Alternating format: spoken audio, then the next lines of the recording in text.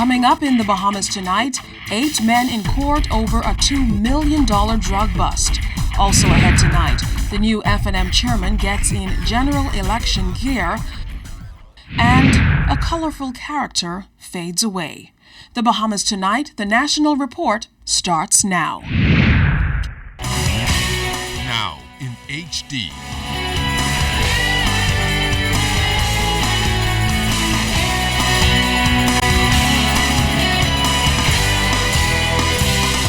ZNS Network presents The Bahamas Tonight.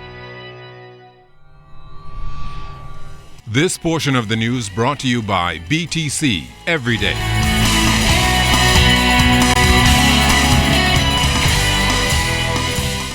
One Bahamian and 8 Haitian nationals arraigned in connection with that $2 million drug bust in the southern Bahamas this week. Good evening, everyone. I'm Charisma Robinson. I'm Kish Latterly. Thanks for joining us tonight. Topping the news, the men were charged with 4 drug-related charges, including conspiracy to possess and conspiracy to import dangerous drugs, as well as conspiracy to possess dangerous drugs with the intent to supply and conspiracy to import dangerous drugs.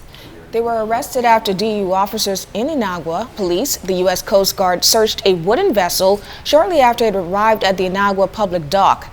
After draining the 2 fuel tanks on the boat, the officers discovered 114 packs of suspected cocaine hidden inside. Now, 8 of the defendants pleaded not guilty. However, 45-year-old Haitian national and married father of 4, Jacqueline Petit-Homme, admitted that the drugs were his. He was then sentenced to 5 years for conspiracy to possess dangerous drugs with the intent to supply. He also got 4 years for conspiracy to import dangerous drugs and 5 years for conspiracy to possess dangerous drugs with the intent to supply. The court also gave him 4 years for importation of dangerous drugs. Petit-Homme will serve all of the sentences at the same time. He will be deported once that's done. Well, as authorities beef up patrols of our marine borders, another group of recruits officially joined the ranks of the Royal Bahamas Defense Force today. This after completing an intense training course. Our Carla Palmer was there. After 12 weeks of theoretical and practical training, the newest group of Marine recruits showcased their skills and fitness through drills, to the delight of proud family and friends.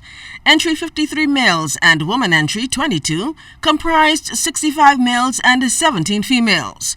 The recruits now brings the total complement of the Defense Force to 1,465. RBDF officials say this is the second largest recruitment group ever.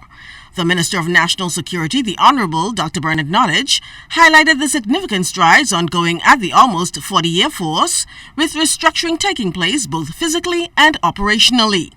As you may have heard, the force is on the way to completing the Sandy Bottom project, a project inclusive of the construction and purchase of 9 new ships, major infrastructural development here at Coral Harbor Base, completion of subsidiary bases at Gunpoint, Ragged Island, and Martytown, Inagua, at a cost of almost $250 million. With this significant investment, Minister Knowledge noted the government's commitment to guarding our country's heritage, and in this regard, admonished the new recruits to do their part and serve selflessly with national pride. And so I admonish you not to compromise your values in pursuit of self-gratification, which offers little consideration for the reputation of our nation, our service, and our families. It is imperative that each of you exemplify sound character. I heard you sing about integrity and unshakable integrity and complete moral rectitude at all times, not some of the time.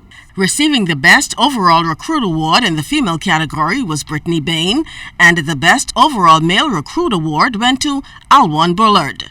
Carla Palmer, ZNS Network News. A single-engine plane en route to Bimini crashed into waters over Florida's Haulover Inlet this morning. Bimini descendants Michaela Roberts and Selena Stewart were headed to Bimini for their grandmother's birthday celebration this weekend when the plane they were on board experienced engine problems. Now we're told that the pilot used to fly seaplanes and was able to bring the Cessna down smoothly. A life raft was also on board, and that's what the two women and pilot climbed into as they waited for help. Fortunately, nearby boaters were able to rescue them, and fortunately, there were no serious injuries. Reports are the group left Florida's commercial airport in Fort Lauderdale. Members of the opposition Free National Movement now have a new national chairman. Dozens of supporters gathered at the party's headquarters last evening as the results were revealed. Arla Dawn Davis has more. His political career spans some 39 years, and now former parliamentarian Sidney Colley is the new chairman of the Free National Movement after beating out opponent Rodney Monker in a vote of 89 to 27.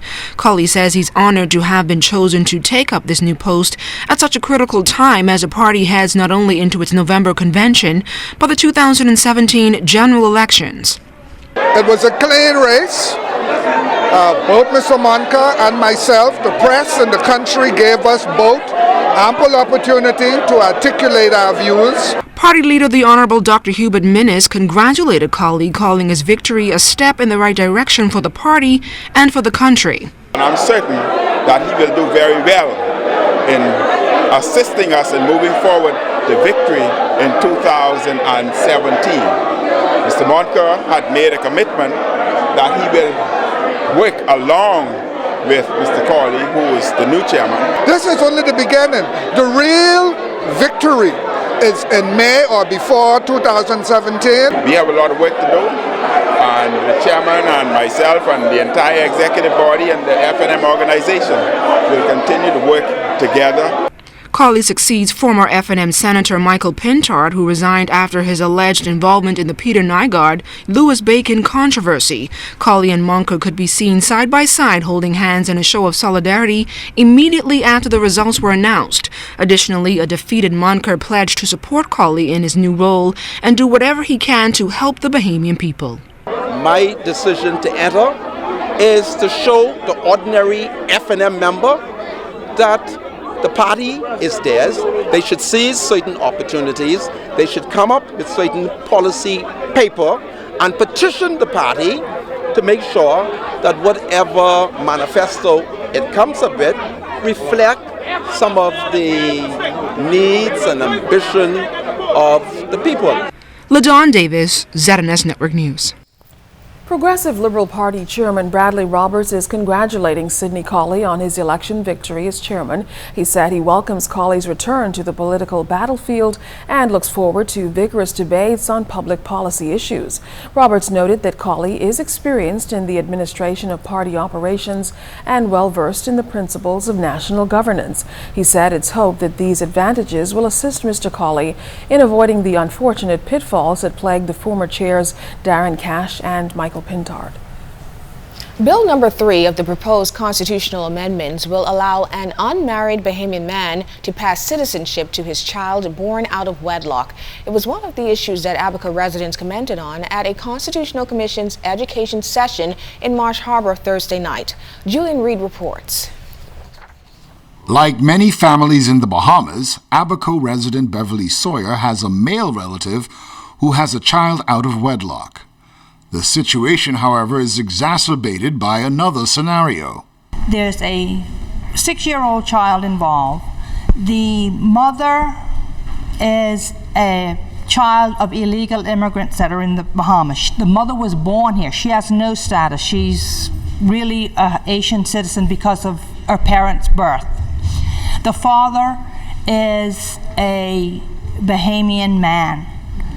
How do we get this child to become a Bahamian? What do we have to do?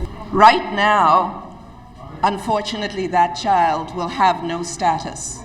However, if you, the citizens, and me feel that Bill number 3 was worthy of your consideration, Bill number 3, as Rashad says, will allow the Bahamian father of a child born out of wedlock to a foreign woman which is exactly the scenario you have given, that father will be able now, and he must agree, to take DNA of himself and of the child. And if that is his child, he has the right to apply to the Immigration Department in order to seek and get citizenship, Bahamian citizenship for that child. Ms. Riznodage reminded Abaconians that the upcoming constitutional referendum differs from the gaming referendum and that the people's vote is final. This referendum is legally binding. It means that it binds the government. Whatever decision we make is binding on the government. They cannot ignore our vote. The referendum will be held on June 7th. Julian Reed, ZNS Network News. On June 7th, Bahamians will be asked to vote on 4 changes to the Bahamas' constitution, which are intended to bring about full equality for all. But as the constitutional referendum draws closer, a number of prominent figures and organizations have come forward in support of a no vote. Long Island Member of Parliament Loretta Butler Turner, who has been advocating for equal rights for many years, says she finds this reprehensible. In an interview with ZNS, Butler Turner spoke to the politicizing of the last referendum in 2002 and admonished Bahamians not to use this referendum as political retribution. Butler Turner says as far as she knows, this is something her party leader, Dr. Hubert Minnis, is encouraging people to support, but it has been said that members of her party will vote no in retaliation. But I would recommend people that if in fact it's the government you want to change, then do so through your vote at a general election. This is a referendum on constitutional change. The world has evolved. The Bahamas has evolved. Let us not mix apples and oranges. This one is a vote for country. This one is a vote for our children and generations to come. Whenever a general election is called where you have political parties being pitted against each other, I think that is the opportunity that we should exercise our right to either change the government or to allow the status quo to remain. So let us be very clear on this. While in both instances you have to go and cast a vote, this is not the vote that is going to determine whether or not the government changes or not. This vote is for our sons, our daughters, our husbands, our wives, and future generations.